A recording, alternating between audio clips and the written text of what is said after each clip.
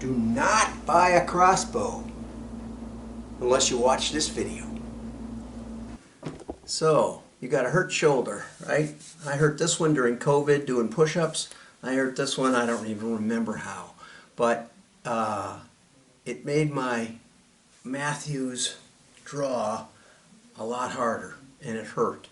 Not that I couldn't have done it, not that I couldn't shoot with it, but it was just hard.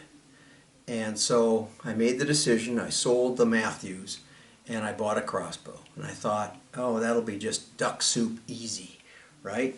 And so I bought this one, Whitetail Hunter STR from Barnett, and it's well built, had good reviews. Now I bought it without the crank, and I thought, well, I'll just buy the crank, which is $100 more. So I bought this for $325 on eBay or on Craigslist, and the guy I bought it from is a bow hunter, and he tried it and he didn't like it. He missed a turkey with it, and he said he didn't want to hunt with it.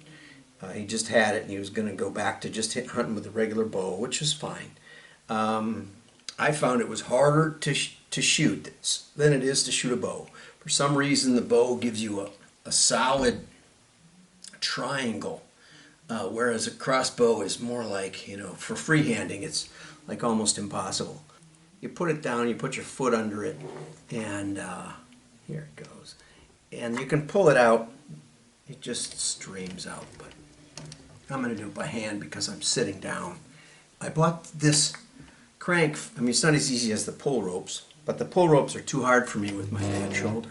So now I start pulling, we start cranking, and this one, at about this point, it gets really hard. And you can see it's hard to even hold the bow steady. It's almost impossible for me to crank it on the table like this. This handle is metal, it's hard, it's got ripples in it, and it digs into your hand, okay? So very, very, very difficult. You can take it off to shoot it, but I ended up just letting it go forward, and it stays out of the way enough that I can shoot with it. So now let's let it down. Let it down.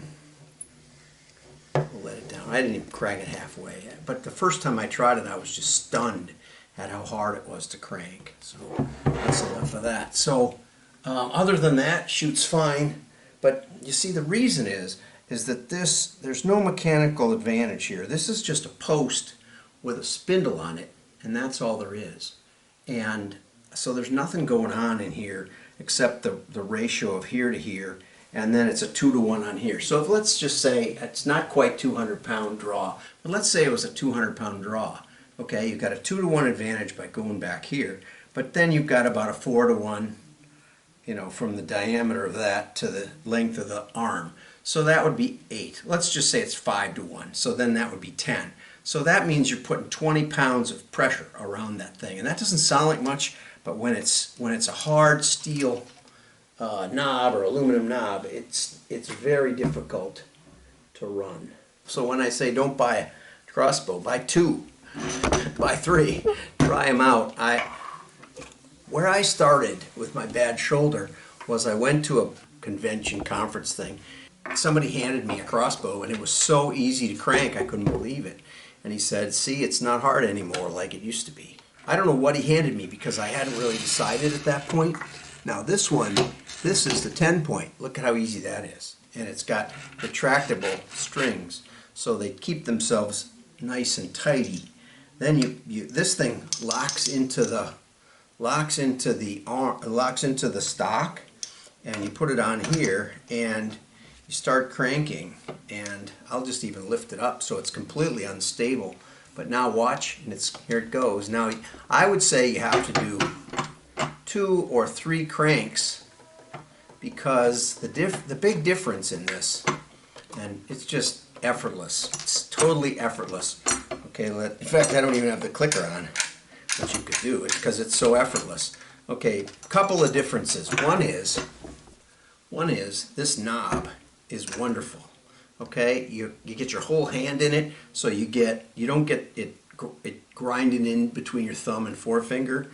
It's good to grab. What this box is a gear ratio. Okay, so, and you know that pulley does put stress on the rope, so it gives you more friction, higher friction. So this has less friction because it goes directly to the sled, and it has a geared box so that this thing can turn 3 times or 4 times for every one that one turns. So you get an incredibly greater mechanical advantage. I also think that this particular system is a little bit easier to use, and it's of course self-retracting. So when you get to the end here, you disengage it, you pull it out, pull it back, and hang it on there. So what I'm saying is that there's a huge difference in the cranking force required. If you have a bad shoulder, when I started using the Barnett, I actually pulled muscles just because maybe I'm not in that good a shape. Now, after a couple of weeks, I can crank it pretty well. I can shoot it pretty well. This one, on the other hand, is just a world apart. It is so easy, I can't even believe it. There's no comparison. So if you have a bad shoulder, this is definitely not the one you want. This is not for you. Okay, if you have a really bad shoulder, you're not going to be able to crank this thing. This one, on the other hand, is just smooth as silk. It's a whole different world.